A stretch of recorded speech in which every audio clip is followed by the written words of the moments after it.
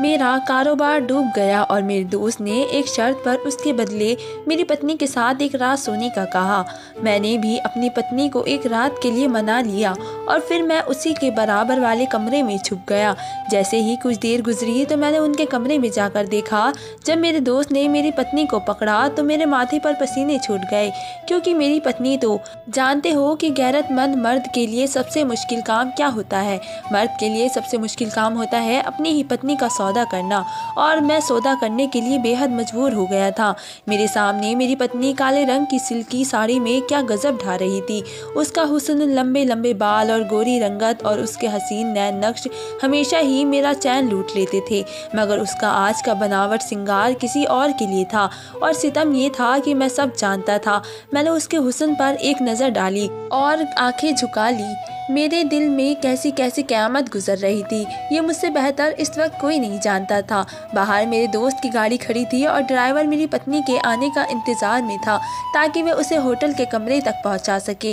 आज की रात शायद मुझ पर किसी क़यामत की तरह टूटने वाली थी, लेकिन सुबह का सूरज मुझे सारे कर्जों से आज़ादी दिला सकता था। लेकिन यह आज की रात तो कांटे नहीं कट रही थी। आज की रात मेरे लिए बहुत खतरनाक थी। जैसे जैसे रात बढ़ रही थी मेरी बेचैनी भी बढ़ती जा रही थी। ऐसा लग रहा था कि सांस भी नहीं ले पाऊंगा। मेरी आंखों के सामने बस अपनी पत्नी का ख्याल आ रहा था, उसकी हसीन खूबसूरत निगाहें, उसका हसीन बदन। मुझे अपने दोस्त की शरारत भरी हंसी सुनाई दे रही थी। मेरे कानों में अपनी पत्नी की सिसकियां सुनाई दे रही थी। उस कमरे में उसकी बेबसी से बहते आंसू दिखाई दे रहे थे। मेरा दिल इस कदर बेचैन हुआ कि मैं उठकर खड़ा हो गया। मेरा सांस पूरी तरह से फूल रहा था। मेरा दिमाग ऐसा हो रहा था कि फट जाएगा। मेरे होश उड़ चुके थे। मेरे लिए बहुत मुश्किल था कि मैं अपनी पत्नी को किसी और के साथ बर्दाश्त करता। इसलिए मैं घर से बाहर निकल गया और अब मेरा रुख सीधा होटल की तरफ था जहां पर मेरी पत्नी गई थी। जैसे जैसे मैं होटल के करीब जा रहा था मेरे दिल की हालत और भी बदतर होती चली जा रही थी। मेरी आंखों में जैसे कोई खून उतर रहा था। मेरा जी चाह रहा था कि अपने दोस्त को जान से मार दूं। कर्जमंद तो पहले से ही था, कातिल भी बन जाता, लेकिन अपनी इज्जत का सौदा नहीं कर सकता था। मैं होटल पर पहुंचा। सामने रिसेप्शन पर दोस्त का नाम बताया और ये पूछा कि वे किस रूम नंबर में हैं, तो वह अजीब सी मुस्कुराहट से हंसी। कहने लगी कि उन्होंने तो आज की रात के लिए स्पेशल रूम बुक करवाया है, डायमंड रूम्स के नाम से। ये भी कहा है कि उन्हें डिस्टर्ब ना किया जाए। मेरे दोस्त का ड्राइवर कुछ एडवांस पैसे देकर मुझे देकर गया था। मैंने कहा कि मुझे इस रूम के बराबर वाला कमरा चाहिए। मेरी बेचैनी उस वक्त इतनी ऊंचाई पर थी कि शायद शब्द नहीं थे कि मैं अपने दर्द को बयां कर सकता। कमरे की चाबी मेरे सामने थी और मैं उस कमरे के बराबर वाले कमरे में चला गया। दोनों कमरे में गैलरी अलग अलग थी, बस बीच में दीवार थी जिसे लांघना मेरे लिए कोई मुश्किल ना था। मैंने बड़े धीरे से दीवार लांघी और अपने दोस्त के उस स्पेशल रूम के कमरे की गैलरी में पहुंच गया। मेरी जेब में उस वक्त तेज धार का चाकू था और मैं इरादा कर चुका था कि मैं उसे छोड़ूंगा नहीं, चाहे मेरी जो भी हालत हो जाए। लेकिन जैसे ही मैंने जरा सा गैलरी के शीशे का दरवाज़ा खोला और कमरे के अंदर का मंजर देखा तो मेरे होश उड़ गए। मेरे हाथ से चाकू जमीन पर गिर गया था। मेरे हाथ पूरी तरह से कपकपा रहे थे।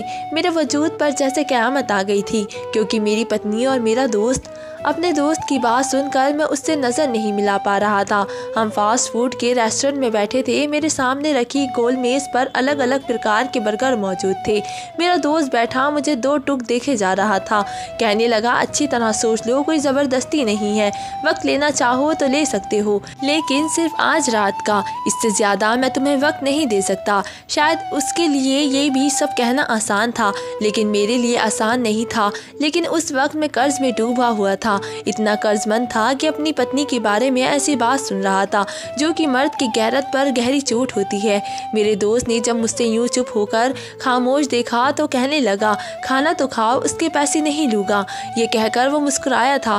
कहने लगा, तुम ज़्यादा ही चीज़ को सोच रहे हो। हालांकि जिस माहौल में रहते हो ये तो एक आम सी बात है। तुम्हें यकीन नहीं आएगा, लेकिन मेरे पार्टनर्स अपनी पत्नी को खुद होटल के कमरों में भेजते हैं। करोड़ों रुपयों का कॉन्ट्रैक्ट पेपर एक रात में साइन मुतमईन हो जाता है। तुम भी मालदार हो जाओगे। मैं दोनों हाथों की मुट्ठियाँ नीचे नजर झुकाए कैसे उसकी बकवास सुन रहा था। ये मैं नहीं जानता था कि बेबसी और मजबूरी इंसान को न जाने कैसे कैसे समाज के रंग दिखाती है।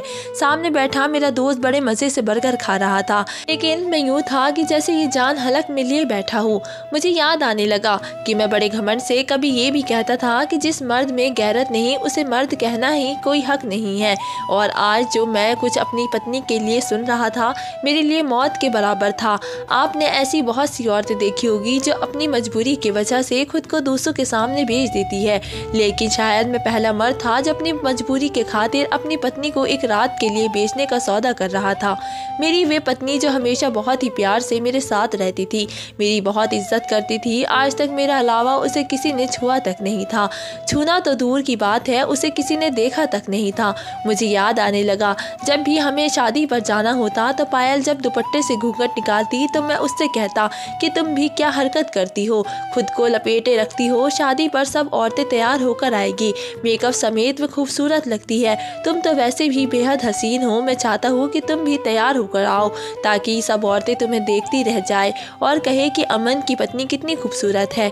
मेरी बात सुनकर वे मेरे गले में बाहें डालकर बड़ी मोहब्बत और लगाव से कहने लगी, मेरा हुस्न तो सिर्फ आपके लिए खास है अमन, मैं इसे लोगों को दिखाकर आम क्यों करूं?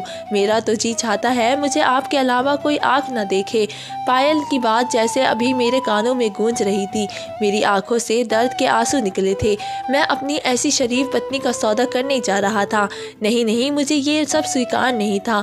मेरे दिल की आवाज़ जुबान पर आई थी। मेरे दोस्त का बर्गर मुंह के करीब था, हाथ में ही रह गया था। एक पल से मुझे वो अजीब सी नज़रों से देखने लगा, फिर कहने लगा, ठीक है कोई परेशानी नहीं है, लाओ निकालो मेरे 50 लाख रुपये। अपने दोस्त की बात सुनकर मेरी आंखों में जमा पानी मेरे गालों पर गिर गया था। लेकिन मैं कोई कमज़ोर मर्द हरगिज़ ना था, बहुत मजबूत दिल का था, लेकिन अब टूट चुका था।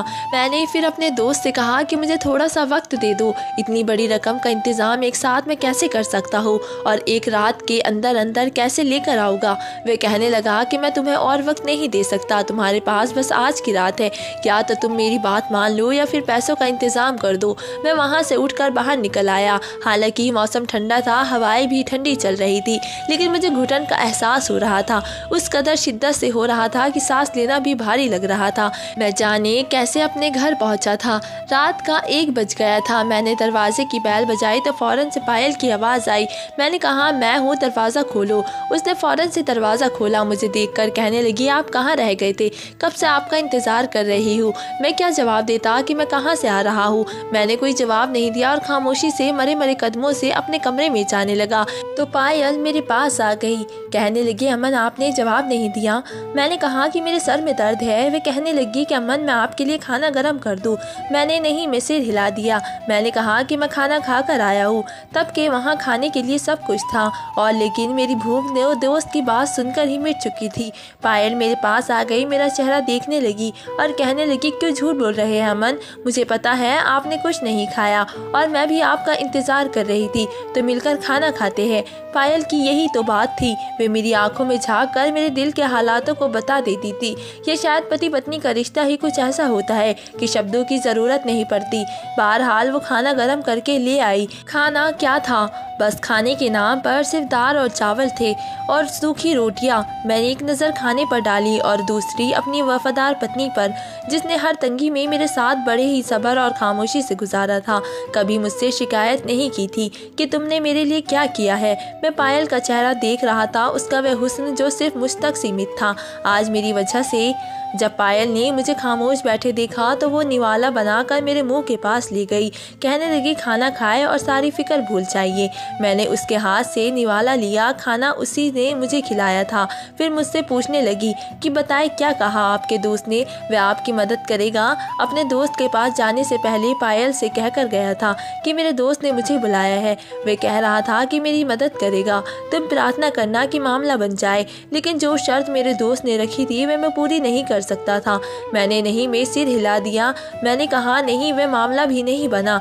ये सुनकर पायल के चेहरे पर भी मुरझाहट की लकीरें गहरी हुई थी, लेकिन फिर भी मुझे तसल्ली दे रही थी। क्या आप फिक्र न करें, मैंने कहा कि वह कल की मुझे पैसे मांग रहा है, मैं कहाँ से दूँ। मैंने उसका हाथ थाम कर बेबसी से कहा। वे कहने लगी, उससे कुछ वक्त ले लो, मेरे पास जो कुछ था अमन मैं सब कुछ बेच चुकी हूँ, अब तो मेरे पास भी बेचने के लिए कुछ भी नहीं बचा। उसकी बात ने मेरे दिल की धड़कनों को बढ़ाया था। मुझे अपने दोस्त की बात याद आने लगी, जो वे कह रहा था, जिसकी इतनी खूबसूरत पत्नी हो उसे और क्या चाहिए। तुम तो अपनी पत्नी से ही इतना पैसा इकट्ठा कर सकते हो और तुम्हारा कर्ज भी उतर जाएगा और माला माल भी हो जाओगे। मुझे अपने दोस्त के मुंह से ये बात बहुत ही बुरी लगी थी। मैंने कहा कि तुम होश में तो हो, तुम क्या कह रहे हो। वह कहने लगा कि हाँ, मैं बिल्कुल होश में हूँ। मैंने कहा, मेरी पत्नी को तुमने कहाँ देखा, और इस बात पर वह हंसने लगा। कहने लगा, देखने वाले तो क़यामत की नज़र रखते हैं, सामने वाला 7 पर्दों में ही क्यों ना छुपा हो उसे देख ही लेते हैं। मैंने तुम्हारी पत्नी को कहाँ देखा था इस बात को छोड़ो, बस मुझे बताओ, अगर तुम्हें सौदा मंजूर है तो मैं आगे पार्टी से बात कर लेता हूँ। चंद रातें तुम्हारी पत्नी की मेरी मर्जी के मुताबिक गुजरेगी और तुम्हारा कर्ज भी ख़त्म हो जाएगा। जैसे जैसे तुम्हारी पत्नी का हुस्न से मेरे काम आएगा, मैं तुम्हें भी माला माल करता चला जाऊँगा। वे किस कदर बेशरम और नीच इंसान था। अगर मैं कर्जमंद ना होता तो यकीनन उसी वक्त उसका गिरबान पकड़कर उसे मार मार कर लाल कर चुका होता। कमबख्त कर्जदार भी लोगों की नज़र में 2 टके की औकात नहीं रखते, इसलिए जिसका जो दिल चाहता है वह कह देता है। ज़रा सा टेढ़ा जवाब तो दो, कहते हैं लाओ पैसे निकालो हमारे। रात को ये सोचते न जाने कब मेरी आंख लग गई थी, लेकिन सुबह किसी ने बुरी तरह से हमारा दरवाज़ा खटखटाया था। मैं और पायल एकदम बैठे थे। मैं फ़ौरन से कमरे से बाहर निकला। मैंने गेट का दरवाज़ा खोला तो सामने मेरा दोस्त पुलिस की गाड़ी के साथ खड़ा था। पुलिस ऑफिसर हवलदार भी थे, मुझे गिरफ्तार करने आए थे। मेरा दोस्त ऑफिसर से कहने लगा कि इस आदमी ने मेरा पैसा नहीं दिया है, लेकिन इसका दिवालिया निकल गया है, इसलिए उसके पास फूटी कौड़ी तक नहीं है। मैं इसे मोहलत दूँ, इसलिए इसे गिरफ्तार करके जेल में बंद कर दो। इससे पहले कि वह ऑफिसर मुझे हथकड़ी पहनाता, पायल शायद गेट के पीछे से मुझे देख रही थी। कहने लगी, भगवान के लिए मेरे पति को मत पकड़ कर ले जाए, ये बेईमान नहीं है, बस हमें थोड़ी सी मोहलत दे दो, हम आपकी पाई पाई चुका देंगे। ये सुनकर मेरा दोस्त मुस्कुराने लगा। कहने लगा, मैंने तो इसे बहुत आसानी दी है, लेकिन आपके पति को वह मंजूर ही नहीं है। फिर कहने लगा कि ये तो पैसे चुकाने के बिल्कुल भी काबिल नहीं रहा, इसके पास कुछ नहीं है कि मैं उसे वक्त दूंगा। आप अपनी बात करें कि आप मेरा कर्ज उतारेगी। पायल कहने लगी कि मैं लोगों के कपड़े सिलाई करती हूँ, मैं हर महीना आपको जितनी भी रकम हो सकेगी दे दिया करूँगी। ये बात सुनकर मेरे दोस्त ने अपना माथा चढ़ाया और कहने लगा, 50 लाख रुपये देने हैं, 5,000 नहीं। फिर इंस्पेक्टर ने कहा कि भाई जाओ, इसे जेल में बंद कर दो। ये सुना था कि मेरी पत्नी दुपट्टे से अपना चेहरा छुपाए बाहर आ गई। मेरे दोस्त के सामने मिन्नतें करने लगी कि भगवान के लिए मेरे पति को गिरफ्तार मत करो। मेरा दोस्त कहने लगा कि ठीक है, अगर आपका पति मेरी शर्त मान लेता तो मैं इसे छोड़ दूंगा। पायल मुझसे कहने लगी कि आप क्यों नहीं इस शर्त को मान लेते हैं। मैंने कहा कि मैं वो शर्त नहीं मान सकता, तुम्हें कुछ मालूम नहीं है पायल, तुम अंदर जाओ, मैंने सख्त अंदाज में कहा था। लेकिन पायल से शायद मेरी गिरफ्तारी बर्दाश्त नहीं हो रही थी। मेरे दोस्त से कहने लगी, राहुल जी, मैं अमन को मना लूँगी, हम आपकी हर शर्त पूरी कर देंगे, भगवान के लिए उन्हें पुलिस स्टेशन मत लेकर जाए। मेरे दोस्त ने पुलिस वालों को इशारा किया तो वो वापस अपनी जीप में बैठकर चले गए। मेरा दोस्त कहने लगा कि अंदर चलकर बात कर लेते हैं। वो मेरे घर के अंदर दाखिल हो गया, उसके पीछे मैं और पायल भी घर में दाखिल हो गए। लेकिन इस बार मेरा दोस्त पायल से बोला था, कहने लगा कि मैंने तो पहले भी अमन से कहा था कि बीच का रास्ता जो है उसे तुम मान जाओ, जो तुम्हारे वारे न्यारे हो जाएगी। मैं पैसों के मामले में बहुत घटिया किस्म का इंसान हूँ, अपना नुकसान नहीं कर सकता। मैं बड़ी निचवा की अपनी आदत की जाहिर कर रहा था। पायल कहने लगी, आप बताएं अमन को क्या करना होगा। मेरा दोस्त एक कमीनी सी हंसी हंसते हुए पायल को बड़ी अजीब नजरों से सर से पांव तक देख रहा था। मुझे लगा कि जैसी मेरी रगों में खून की बजाय आग दौड़ने लगी हो। मैं बड़ी मुश्किल से सब्र कर रहा था। फिर वे कहने लगा कि आपको बताया नहीं अमन ने कि मैंने क्या शर्त लगाई है। पायल ने नहीं में सिर हिला दिया, अब भी उसका चेहरा छुपा हुआ था। मेरा दोस्त कहने लगा, देखिए, अगर आप चाहती है कि इसका कर्ज माफ़ हो जाए तो मैं इसे एक अच्छी खासी रकम कारोबार के लिए भी दे दूंगा, तो उसके लिए आपको कोशिश करनी होगी। ये कहते हुए पायल के करीब होने लगा, लेकिन मैं बीच में आ गया। अपने दोस्त को हाथ से पीछे किया और सख्त अंदाज से कहा कि मेरी पत्नी ऐसा कुछ नहीं करेगी, तुम जाओ यहाँ से और जो कर सकते हो कर लो, मुझे पुलिस में पकड़वा दो या फिर फांसी चढ़ा दो। मेरी बात सुनकर पायल रोने लगी, कहने लगी अमन आप है तो मैं हूँ, मुझे पूछ लेने दो, इनको क्या काम है। मैंने कहा कि तुम नहीं जानती इस आदमी को, जो ये कह रहा है वह काम मैं तुमसे कभी भी नहीं करवा सकता। लेकिन पायल कहने लगी कि वे भी मजबूर है, कहने लगी मैं आपको कभी भी जेल की सलाखों के पीछे नहीं देख सकती। ये सब अभी ही हो रहा था। तब दोस्त ने पायल को अपनी शर्त बताई तो कुछ पल तो वे भी फटी फटी आंखों से मेरे दोस्त को देखने लगी। उसके बाद एक नज़र मुझ पर डाली तो मैं था कि ज़मीन में गिर चुका था। मैंने फ़ौरन उससे अपनी नज़रें नीचे कर ली। उसके बाद वो वहाँ नहीं रुकी, फ़ौरन से कमरे में चली गई। मेरा दोस्त कहने लगा कि अगर तुम्हारी पत्नी मान जाए तो मुझे बता देना, वरना फिर मैं पुलिस को ले आऊँगा। ये कहकर वह घर से बाहर चला गया। 2 घंटे पायल भी कमरे से बाहर नहीं आई। 2 घंटे बाद कमरे से बाहर आई थी और आंखें उसकी रो रो कर सूजी हुई थी। खुद ही आकर मेरे पास बैठ गई, कहने लगी आप अपने दोस्त को हाँ कर दे। मैंने हैरानगी से उसकी तरफ देखा था।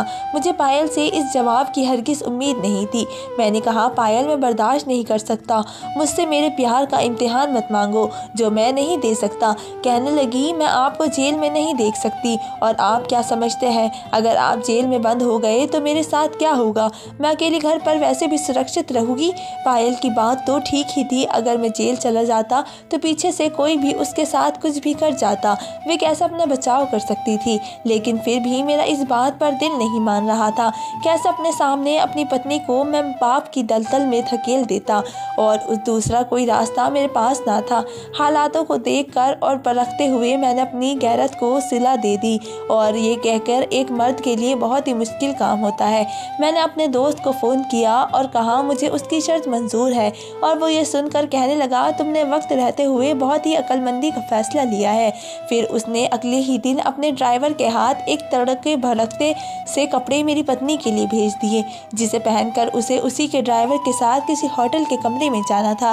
पायल के जाने के बाद मुझे चैन नहीं आया था, इसलिए मैं वहीं भागता हुआ होटल पहुंचा था। कुछ पैसे मेरे दोस्त ने एडवांस में मुझे अपने ड्राइवर के हाथ भेजे थे। मैंने उसके बराबर वाला कमरा लिया और उसकी गैलरी में कूदकर जब अंदर झाँक कर देखा तो होश उड़ गए। मेरी पत्नी मेरी दोस्त की बाहों में हंस रही थी और बातें कर रही थी। कहने लगी मैं तो समझी थी कभी दोबारा तुम्हें देख नहीं पाओगी, क्योंकि अमन बहुत ही गैरतमंद किस्म का इंसान है, इसलिए मुझे समझदार और अच्छी पत्नी होने का ड्रामा करना पड़ा ताकि उसे मुझ पर शक न हो जाए।